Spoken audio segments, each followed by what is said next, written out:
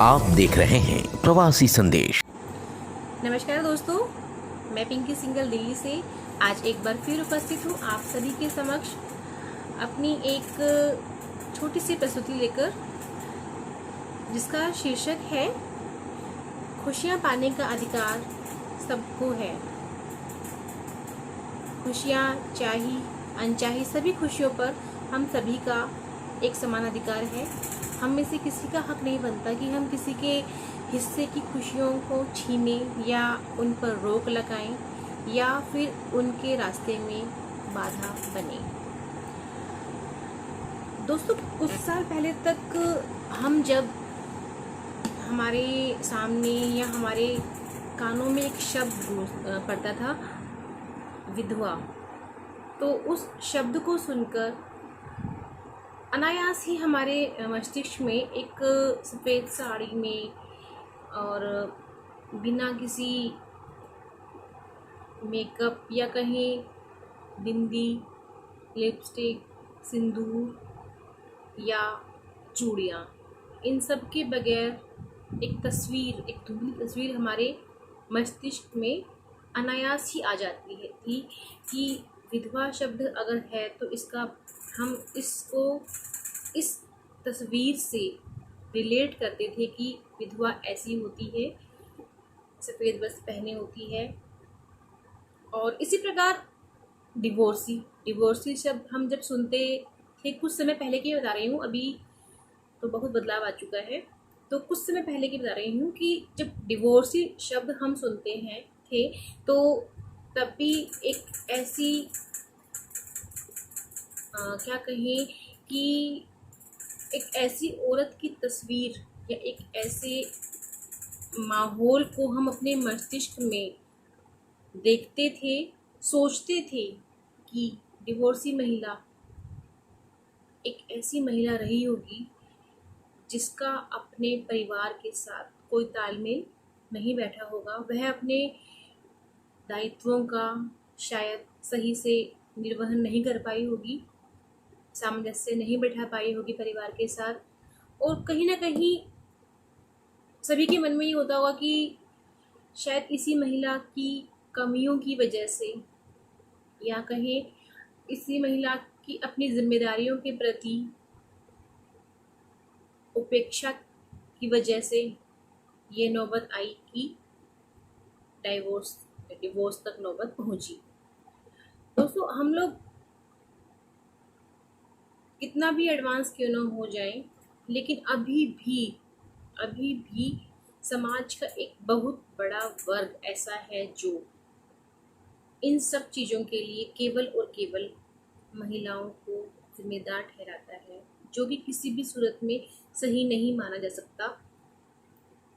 Divorce हुआ है तो उसकी वजह कुछ भी हो सकती है। जिम्मेदार महिला भी हो सकती है और जिम्मेदार पुरुष भी हो सकता है, जिम्मेदार परिवार भी हो सकता है, जिम्मेदार हालात भी हो सकते हैं। तो केवल किसी एक इंसान को परिस्थितियों के लिए जिम्मेदार ठहराना सही शायद नहीं है। और यही बदलाव हमारे समाज में आना अनिवार्य है। अगर हम सचमुच चाहते हैं कि हमारा समाज बदले, कुछ अच्छे के लिए बदले, कुछ पॉजिटिविटी हमारे समाज में आए, तो इस सोच को बदलना होगा। ये सोच मेरी, आपकी या हम में से किसी की भी हो सकती है। ये सोच किसी पुरुष या किसी महिला से मैं रिलेट नहीं कर रही हूँ। तो इस सोच को बदलकर हम समाज को बदलने की छोटी सी कोशिश कर सकते हैं, और छोटी छोटी कोशिश करते करते एक दिन ऐसा आएगा कि समाज की काया पलट होगी, ऐसा मेरा विश्वास है। समाज में पॉजिटिव वाइब्स ज़्यादा होंगी, हमारा समाज एक स्वस्थ समाज होगा, एक हेल्थ सोसाइटी में हम रहेंगे। ये तो दोस्तों थी कुछ टाइम पहले की बात, कुछ सालों पहले की बात। लेकिन आज के इस टेक्निकल एज, इस तकनीकी युग में हम सबकी सोच में एक क्रांतिकारी बदलाव तो आया है, ये तो मानना पड़ेगा। चाहे वो स्त्री हो या पुरुष हो, सभी की सोच काफ़ी हद तक बदली है और अच्छे के लिए बदली है। महत्वपूर्ण ये है कि सोच बदलना, तो किस चीज़ के लिए बदलना? अच्छे के लिए बदलना। सोच जब किसी अच्छी चीज़ के लिए बदलती है, पॉजिटिव वाइब्स को इनवाइट करने के लिए बदलती है, तो उस सोच को मैं सलाम करती हूँ। तो आज का जो युग है, इस युग में हमारी जो सोच में परिवर्तन आए हैं, बदलाव आए हैं, उसके अनेक रीज़न हो सकते हैं। सिर्फ एक पर्टिकुलर कोई रीज़न नहीं है कि हो सकता है कि हमने जो शिक्षा प्राप्त की, शिक्षा हमारे मस्तिष्क को झंझोड़ती है, झकझोरती है, हमें अच्छा सोचने के लिए प्रेरित करती है, उत्साहित करती है, प्रोत्साहित करती है। तो शिक्षा की वजह से ये बदलाव हो सकता है आए हों, या फिर सकारात्मक दृष्टिकोण अपनाने की वजह से। यहाँ भी शिक्षा का एक महत्वपूर्ण रोल है।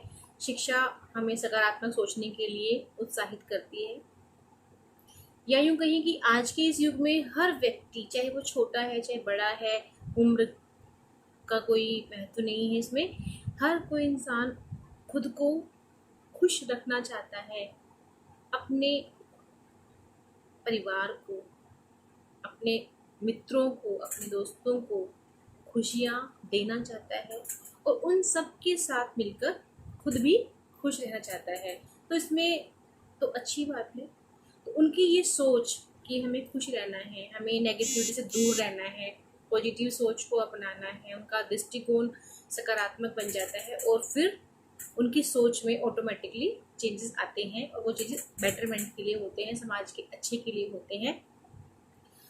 थर्डली, एक वजह ये भी सकती है कि आज के समय में लोगों की सोच जियो और जीने दो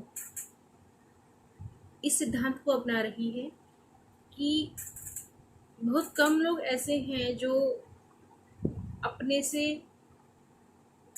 मतलब खुद के बारे में, खुद के खुद को छोड़कर दूसरों से मतलब रखते हैं।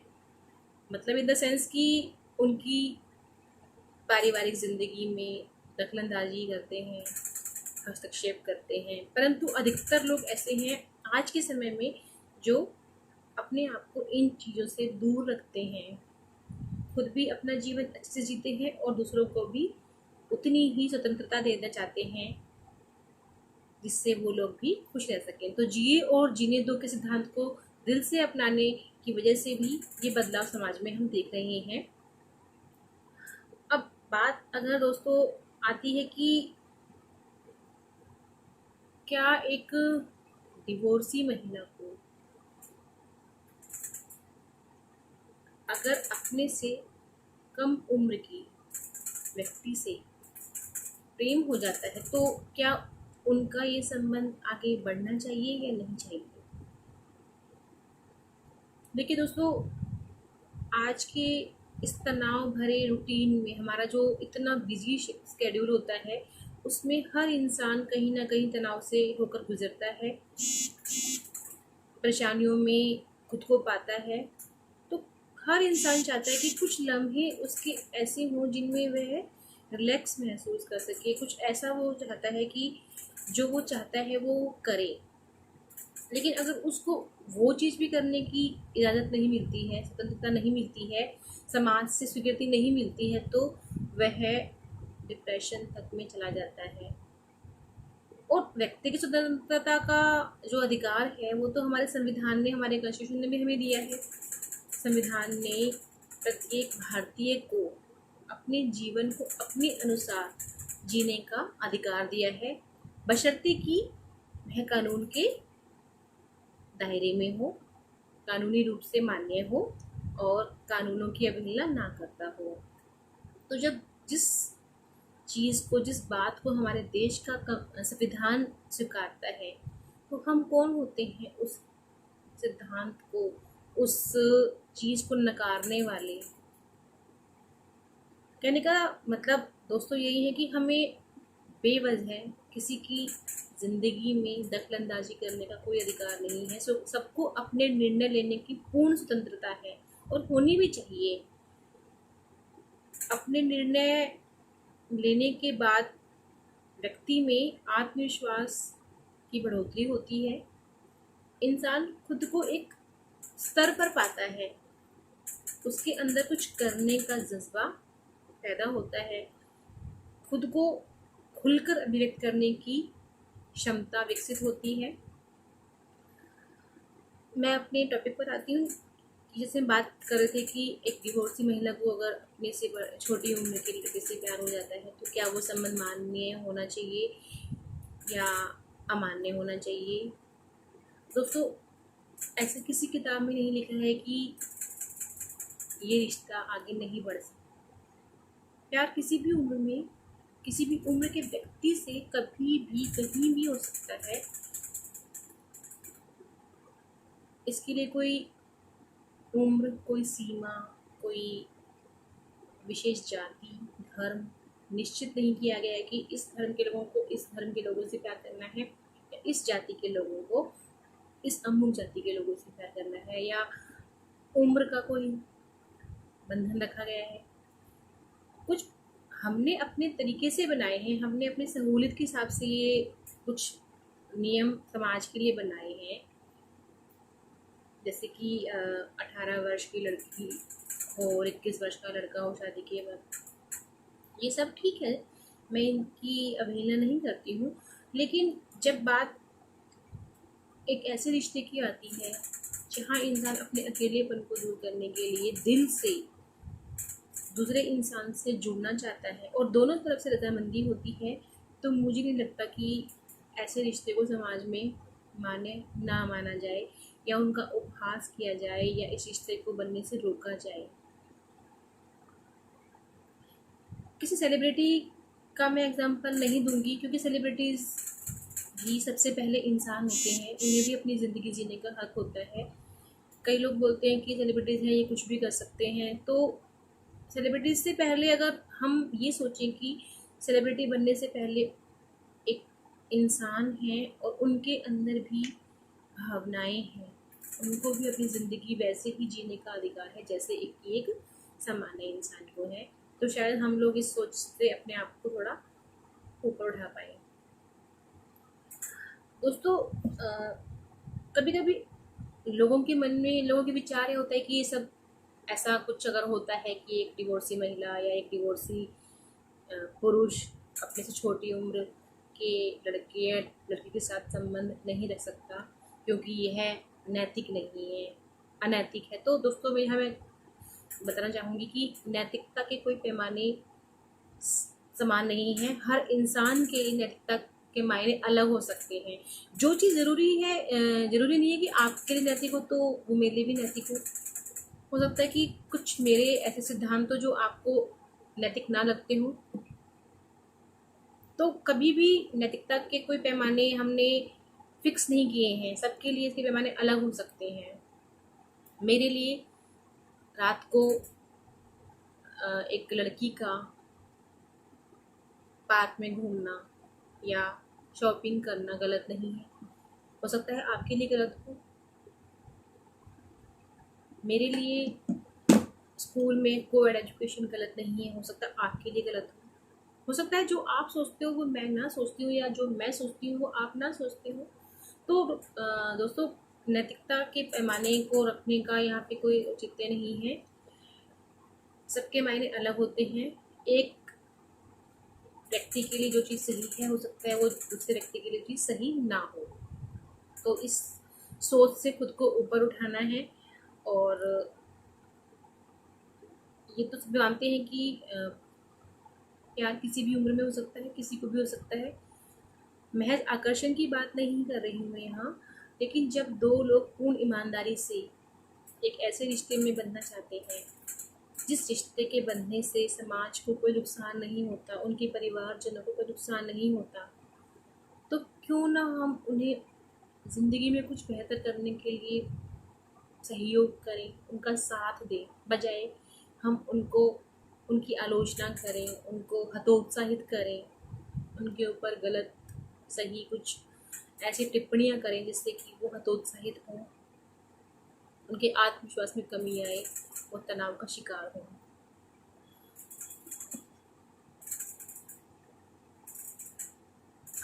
ज़्यादा डीप में ना जाकर दोस्तों मैं सिर्फ इतना कहना चाहूँगी कि इंसान, चाहे वो स्त्री हो या पुरुष, डिवोर्सी होने से पहले वो एक इंसान है और इंसान को अपने जीवन में खुशियाँ पाने का अधिकार है। हर इंसान को हक है कि वह अपने हिस्से की खुशियाँ अपने हिसाब से पाए और अब ज़िंदगी को अपने हिसाब से जिए भी।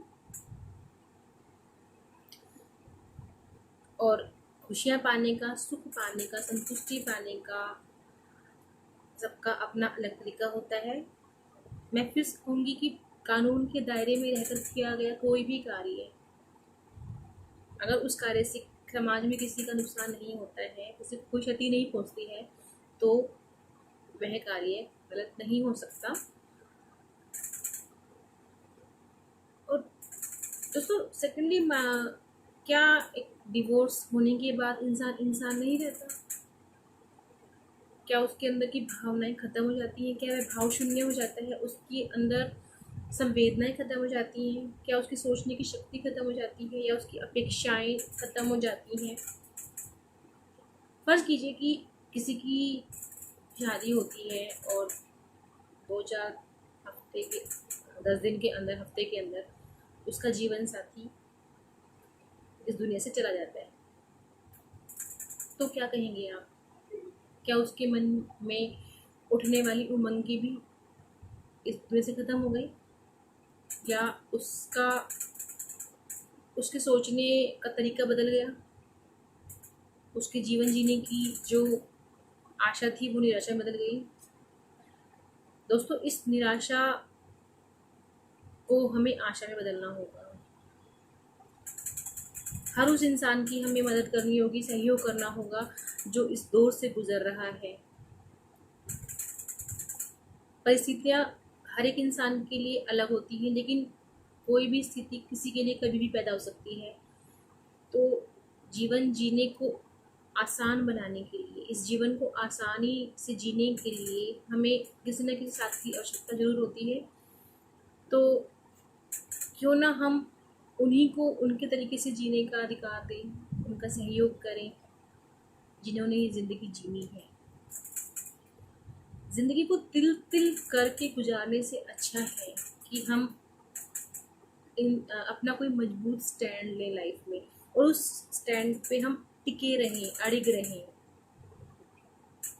जब तक आप ये सोचेंगे कि 4 लोग क्या कहेंगे, उसने क्या सोचा, वो क्या बोलेगा। दोस्तों, यहाँ मैं आपको बताना चाहूँगी कि लोगों का काम है कहना। वो एक कुछ पंक्ति है ना कि कुछ तो लोग कहेंगे, लोगों का काम है कहना। तो अगर आप कुछ अच्छा भी करेंगे समाज में, तभी भी लोग कुछ ना कुछ ऐसे आपके खिलाफ होंगे। समाज का एक ऐसा वर्ग तभी भी आपको आपका साथ नहीं देगा। तो आप किसी और के हिसाब से ज़िंदगी जीना बंद करें, अपनी ज़िंदगी को अपने हिसाब से जिएं, खुश रहें और जीवन का पूर्ण आनंद लें, क्योंकि ज़िंदगी भगवान की दी हुई एक ऐसी नेमत है, इतनी खूबसूरत नेमत है, जिसको अगर हम खुलकर नहीं जीते हैं अपने हिसाब से तो सही नहीं है, ना ही हमारे लिए, ना ही हमारे समाज के लिए और उस परम पिता परमात्मा के लिए जिसने हमें इतनी सुंदर ज़िंदगी से नवाजा है। तो दोस्तों, इन्हीं पंक्तियों के साथ मैं आज की अपनी प्रस्तुति समाप्त करती हूँ। शुभरात्रि, शब्द है। प्रवासी संदेश को लाइक करें, शेयर करें, कमेंट करें, सब्सक्राइब करें और बेल आइकन जरूर दबाएं।